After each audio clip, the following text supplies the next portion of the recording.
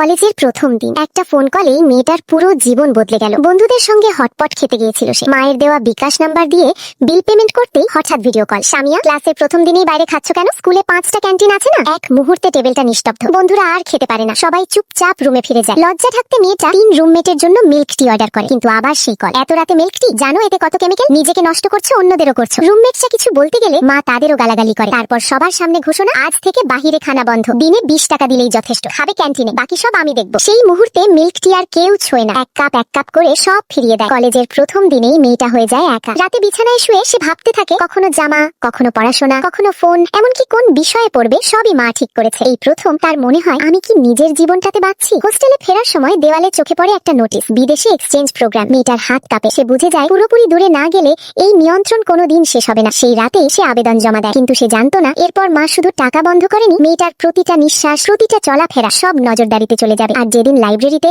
মা হঠাৎ হাজির হয়েছিল, সেদিন যা ঘটেছিল তা পুরো কলেজকে স্তব্ধ করে দিয়েছিল। আর গল্প এখানেই শেষ হয়ে যায়।